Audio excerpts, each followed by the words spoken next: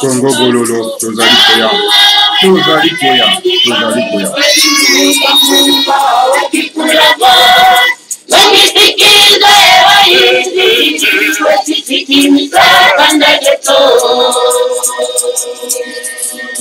Tolanda na Lozeri Koyo. Awa, Tozali Koyo, Tozali Koyo, les esprits de nos ancêtres. Tozali Koyo Mboke, Bouya, Yabako Panabiko. Pambate, Balobi na biso na Bukongo. Koyemba ezali kosambela mbala misato.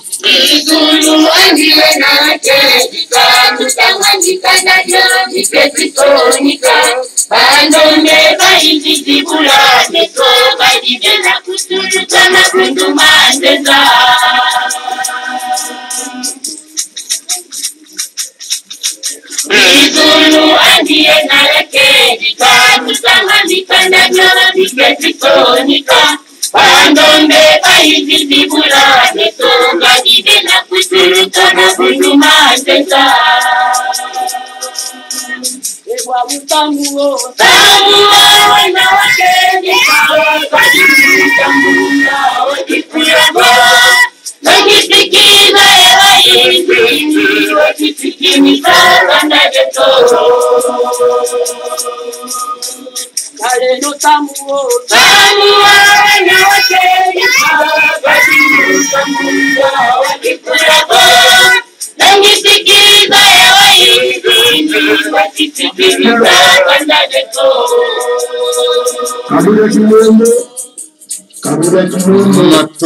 Matondo mingi.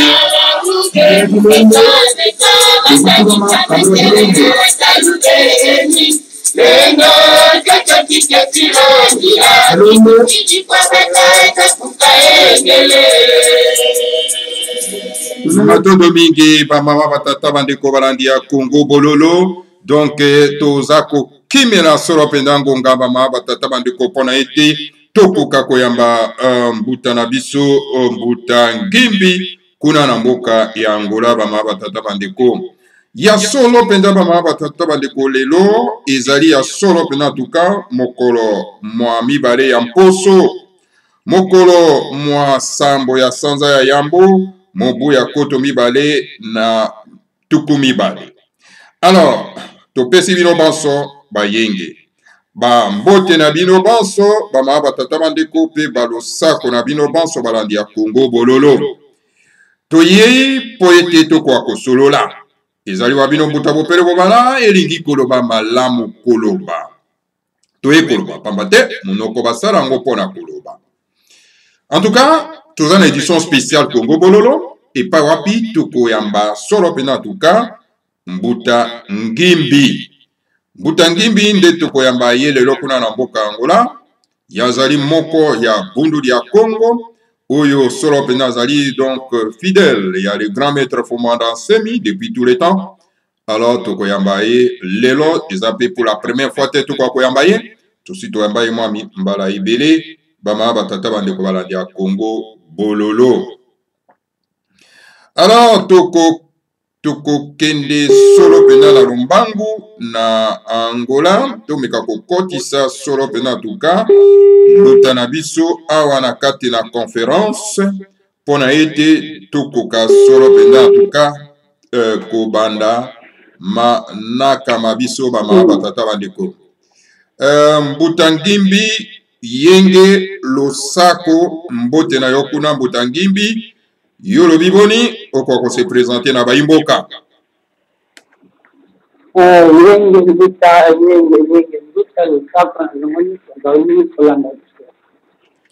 Matondo mingi mbuta ngimbi. Alors lelo tuyena tuko kanano okosolola. liboso ke tokoka kosola bamama batata bandeko tokopesa bino information. Information oyo ekweli biso na studio elingi koloba ete ba occupant, c'est-à-dire la coalition touti oyo baye na kati na mboka na biso oyo ezali kotambwisa masoro pena na Hippolyte Kanambe pe na bambwaza ntatu lokola ba Chilombo bango soro pena en tout cas bazali ko préparer pour basala attaque contre le palais royal selon les informations tozana yango na kati na studio. Donc toko vérifier ba information wana soki eko s'avérer correct.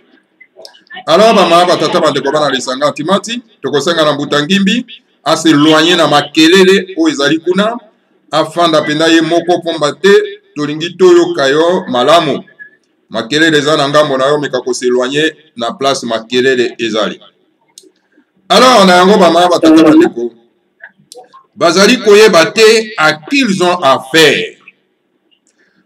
Alors donc tokomekana kosala réflexion oyo tolanda na nos réflexions yo bama batata bandeko avana kwa kopesa Mbutangimbi maloba. Depuis le grand maître Fumana Semi a s'autoproclamé président de la République parce que ce n'est pas le pouvoir naïe ezali na pouvoir ya mokili ya molimo. Le Seigneur Sabaoth ou azali mokonzi ya mapinga ya mokili ya molimo ye mota pesi ye mitindo wana ndingisa ya kozwa bokonzi point de asilisa la souffrance ya peuple congolais. Mais bozo souffrir non? Bino bana Congo ya race bantu en Afrique centrale. Bozo souffrir non? Ba oboma bino na ba moi ba petit peuple ya coalition touti na kati na mboka na bino moko. Bazo boma bino na Congo de foi oyo bengi Congo Brazzaville un Brazzavillois. Mondele aya kotia Congo na na kati na mboka na bino mbibo mibengali ba Brazzavillois. C'est la honte. Bozo souffrir non? Bino kuna bande kokoza na Angola. Bozo souffrir non? Alors donc le grand maître Fumana Semi oyo azali solo pena en tout cas Mani Congo oyo Kwatulendo tobandaki solo pena kozela et bandeko bakanisaki ke Kwatulendo akokitane na mapapu na ba clairon. C'est ça bato bakota na christianisme les christianisés.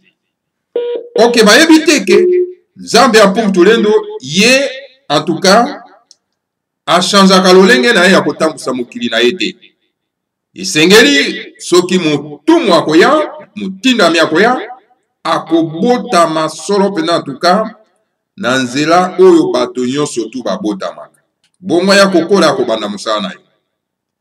Alors donc voilà bama batata bandeko le grand maître Fumana Semi oba pesi ye ndingisa ya kozwa bokonzi oyo ezali na maboka ya baventurier po ete akwa kotambusa mboka ya azwi bokonzi yango anonse bino ya po ete misala ya Kwatulendo ekoka kobanda parce que bozalaki na doute est-ce que ya solo eza kaka Kwatulendo ba christianisé tozoyoka bango tozomona bango baza koloba oh non ça c'est un aventurier oh on a problème ya mutu et vraiment ezali mawa parce que moto yaza ko raisonner na lolenge o ya bino boza ko raisonner tel okula ba christianisé yango na boko benga ye moto aza na problème na moto. OK, c'est votre sauveur ou boza ko loba ete aza na problème na moto et c'est celui-là qui va vous sauver. Et les gens pensent que non, libération na bango ekoute pa ya Faïlo. OK, Faïlo tout simplement moi na etinda ya bapaya. Il fait que la volonté ya bapaya. Tala ya moko aza incapable ya koloba ete ngai moto na kanyama ponami, je me déclare président de la République parce qu'il ne peut pas le faire parce qu'il est toujours dicté. Il n'est pas libre de son esprit. Alors voilà, parce que bokonzi wana etaliete.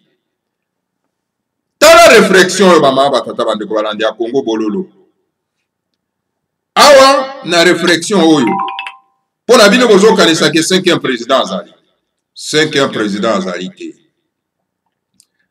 5e président na RDC zati. RDC ekomwangana ekokoma ba état autonome. et que moto a dirigé par État autonome wana to bengi yango la République fédérale du Congo, c'est Fumomanda Seme. Fumomanda Seme fait que appliquer la volonté du Seigneur à Congo. Yoka ndenge Fumukimbango aloba. Pona baoyo pour ceux qui se trompent. Pona baoyo bazoko mikosama. Beaucoup à été Tatanzambe à Congo avant, donc n'avait pas prévu un 5e président dans ces pays, la République démocratique du Congo. Fumukimbango n'avait pas prévu le 5e président. D'ailleurs, le prophétie de Fumukimbango font mention à cela. Et ceux qui ont des yeux pour voir ne considèrent jamais Faty étant président de la République, car nous voyons tous l'influence de son indépendant, de son prédécesseur comme étant héros dans l'ombre, qui continue donc à diriger la République démocratique du Congo. Donc, raison pour laquelle le peuple ne savoure pas le changement tant entendu. L'FCC a cédé juste le fauteuil à M. Tshilombo, alias Félix. Il a seulement cédé le fauteuil présidentiel. Mais leur autorité morale reste le grand décideur qui, jusqu'à présent, nous conduit dans l'enfer. Nemanda Semi est venu terminer la misère du peuple congolais. Mais il sera le président de la République fédérale du Congo. Pas le président de la République démocratique du Congo. Parce que la République démocratique du Congo est morte depuis le 4 janvier. Nassima le 4 janvier, Oyo Ezali, la République fédérale du Congo, et le président de la République fédérale du Congo, c'est Fumumanda Semi. Et c'est Fumamato Boyoka. Alors donc, c'est cela où régnera l'autonomie des provinces. Chaque peuple sera le dirigeant de sa propre province. L'exode rural ne va plus exister, car le territorial des non-originaires a contribué à la destruction de ces pays. Alors, le mandat Semi est 2 ans le nouveau président de la République démocratique du Congo, donc ancienne République. Le Fumumanda Semi est devenu le président de la République fédérale du Congo. Nous attendons sa matérialisation qui se fera de gré ou de force. Olinga te oko Fukamana Matambe, il y a le grand justicier.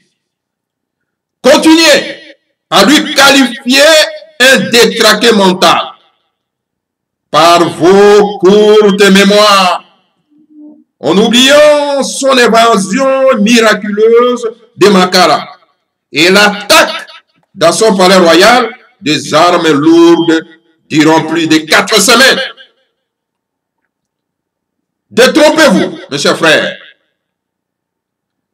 Nemanda Semi s'est fait arrêter par son propre gré pour libérer la foule privée de l'eau, de l'électricité et de la nourriture.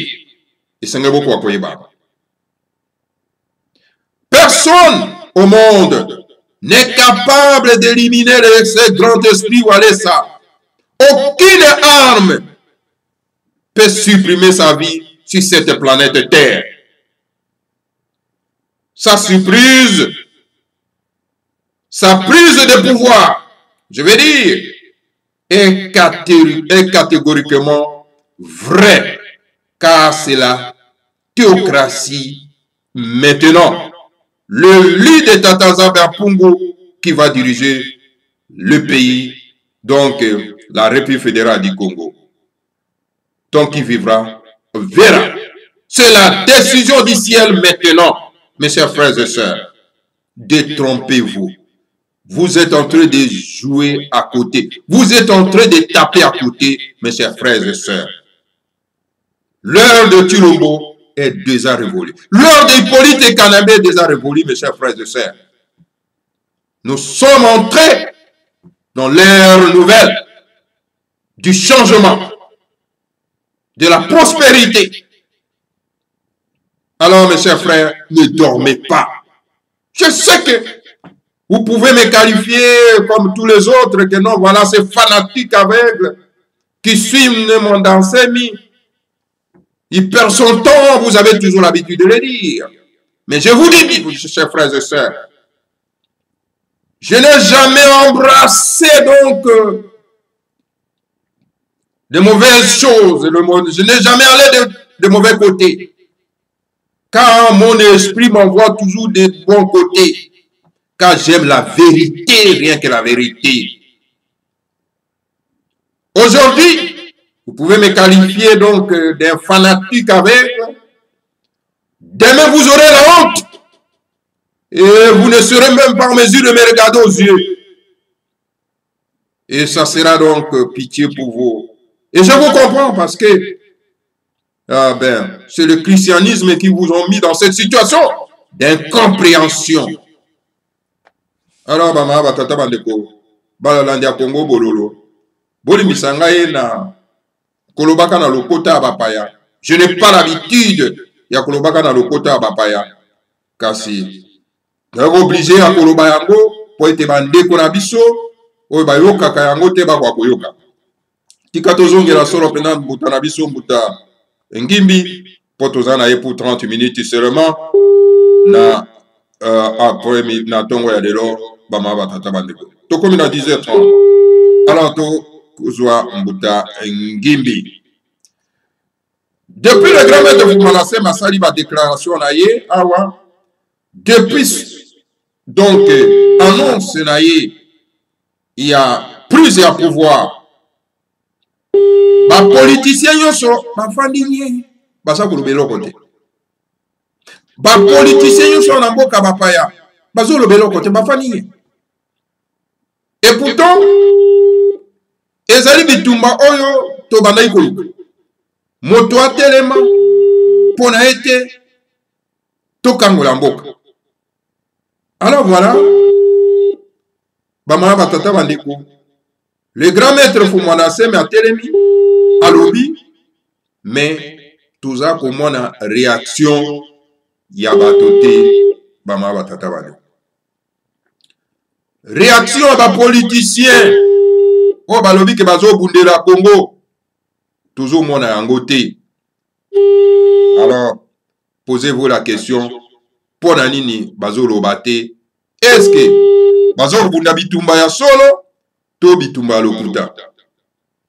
Alors tozo bien ngambota ngimbi to monike a ozana no koyambate bama batata bandeko balandi ya Congo bololo to éviter soka komi na kokoso na place oyo yazali bama batata bandeko po tozo wela ngonga awa bama batata bandeko tozo zela mbuta ngimbi akoka solo penda kokomela biso awa na studio po ngonga ezali kokende tokomi solo penda na 10h32 mbuta ngimbi azali obe koyamba te toyebi te soki azali na kokoso place ya azali alors boyeba kaka ke donc ba connexion eza toujours mobulu na kati na mboka ya Afrique.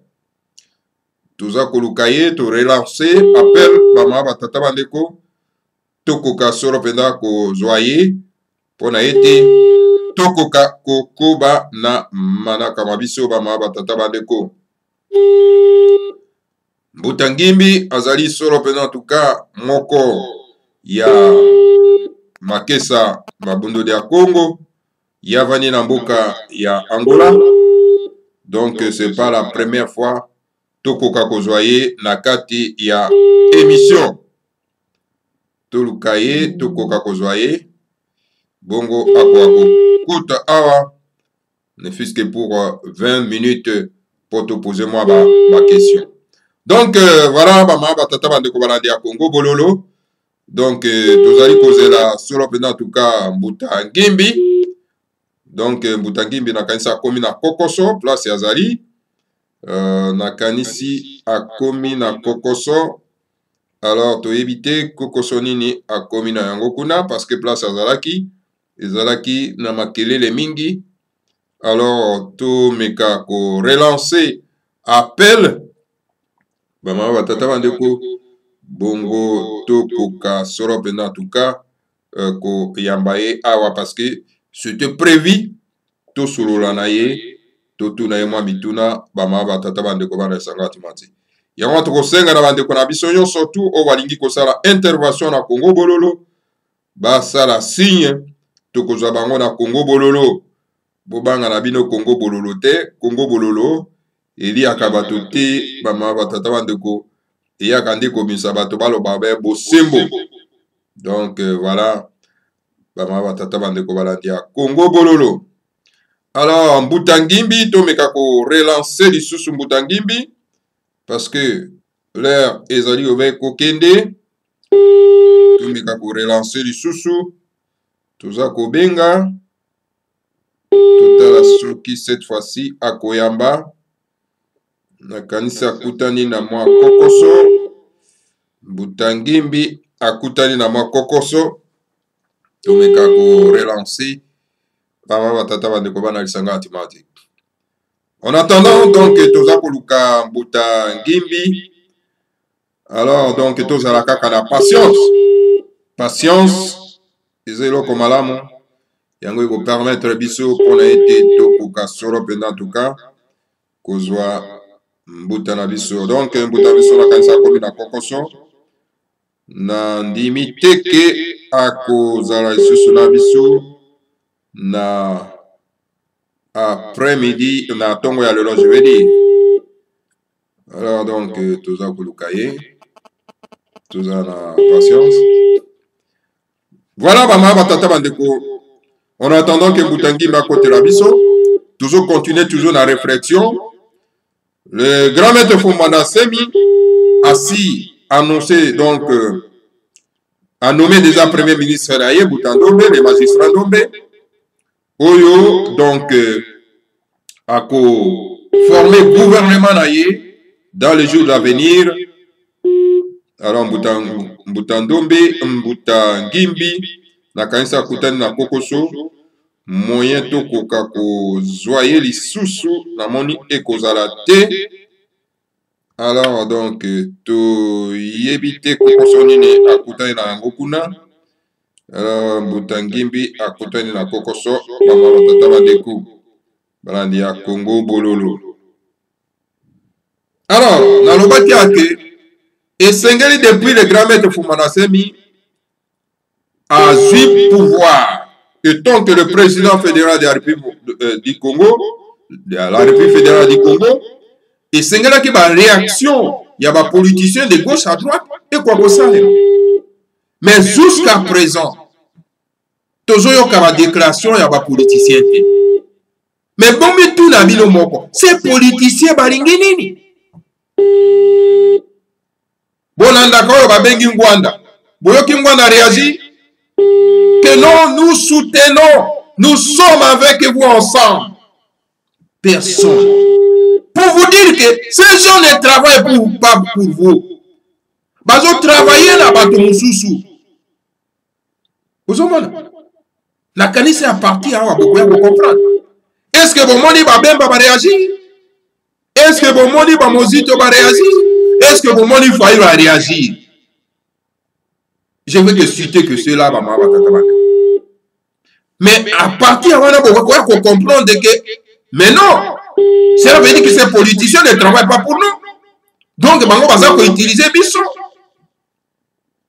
Alors donc, moto oyazo travailler pour abonner la Bisso, donc c'est pour Fumana Semi. Désormais, à partir de là, c'est pour Fumana Semi qu'il faut suivre.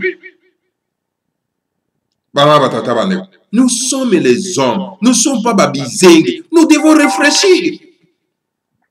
Il faut tout ça la réflexion. Pour nous dire tout ça la réflexion. Tala bato yo baza bapaya. Beaucoup de comme ça, bango bande quoi. Tantôt quoi ben on ndeko Kabila, ndeko Joseph Kabila, ndeko Rubewa, ndeko Kamere, bapaya, bakon bande ko na bin. Maintenant Kamere y wana ke pa ndeko na na Rwanda. Pour na ko célébrer. Donc mariage ya mona ndeko na ye. Basenge me loba na monoko na biso ba kinya Rwanda. Ba ma batata bande. Mais non. Toko ko ma babizengi à ce niveau là te pa ma batata bande. Hein? Kamera qui pour s'afficher que non, je suis chez moi au Rwanda. Hein? Est-ce que vous côté à moko na bisoté? Mais pourquoi vous comme ça bango bandeko na mabele na bino? Alors moto oya telemi pour na koyebisa bino que non to benga na bato oyo. C'est fini comme ça, ils ont fait trop de bénéfices na makila ba nation ya boka Congo. Mais c'est le moment là que vous devez se mettre debout pour acclamer, pour soutenir, pour kenda liboso. Bon, vani maliri. Bozo banga. Bozo banga ni. Ezame ba media na diaspora wa. Okoyoka ba analyse na bango, ba analyse kaka ya bato bazali, ba traite. Analyse pour là. Ils ne font même pas des analyses. Donc, il y a ba vrai patriote. Bazo sala ba analyse ya bato bazali corrompu baza ba traite. Qui a dit ce pitié ba ma batata bandeko bande ya Congo bolo. Et je vous exhorte tous de se lever. Ya kolongwana ki feniatisme wana. Ya kolongwana bozoberi wana. Na immobilisme wana. Bolongwa yango. Il y a un esprit imaginaire. Tout en croyant que, bon, voilà, Mosungi Bagotine de la Bina Kokitana Bakleron. Ça, ce sont les théories colonialistes que nous n'avons plus besoin de ça. Regardez la réalité en face. La réalité en face, ça veut dire que votre sauveur est là. C'est pour vous mandater. Un sauveur, c'est qui? C'est lui qui vient pour vous délibérer. Donc, l'esclavagisme, c'est ça le sauveur. Mais le lot aux esclavagisme, il y a coalition, tout qui, n'a qu'à personne n'ose même dire un mot. N'a qu'à Kawana. Ceux qui va lobby, va kang. Même au Québec, il y a dans la prison, la prison, c'est Cameroun. Un tout petit. A tirer la prison, nakati ambokala. Mais un peuple où alingi ko se libérer, azalaka na bobangité.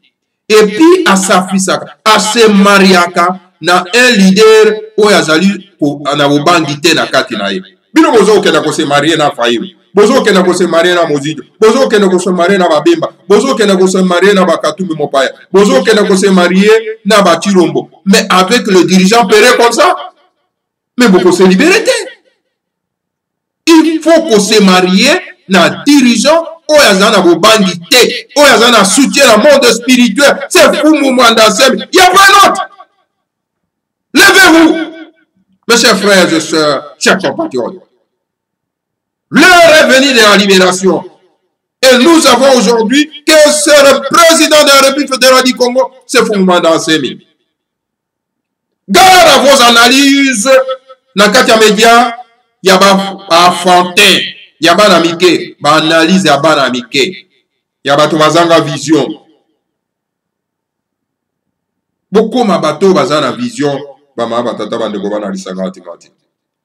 Voilà, ba ma batata bandeko, le loto yaki pona ete toko koyamba Mbutangimbi kasi tozui ete a komi na kokoso place azali, tozali obligé il y a 4 émissions pambate yangonde tulengela ki pona bino na mokolo malelo ce qui était prévu pona koyambaye kasi a komi na kokoso biebagaka internet na mboka wana ils ont toujours problème. Voilà, tomeki lisusu kosala tentative moyen ya kozwaye ezalité bama batata bandeko donc to regretter mingi Nandenge tozu ete bama batata bandeko bana lisanga timati ara wana toko lukaye mbala mususu ya sima. Donc na yango bama batata bandeko balandi ya Congo Bololo. Donc en conclusion tolobi na bino ete donc dans les prochains jours donc bokozwa changement tozozwa changement na kati ya mboka wana bama batata bandeko. Voilà oyo na memela kibino soro pena en tout cas na tongo ya lelo.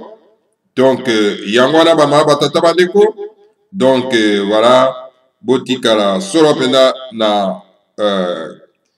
na kombo ya tata Nzambe apungu turendo wana tokuta na bino isusu mbala ya sima.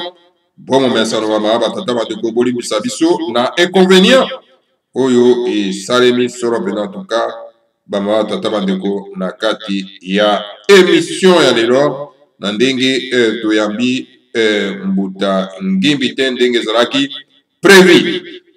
Bon donc voilà, que le Seigneur à Congo vous bénisse tous, bénisse Fumanda Semi et bénisse la République fédérale du Congo Ingeta Ibobo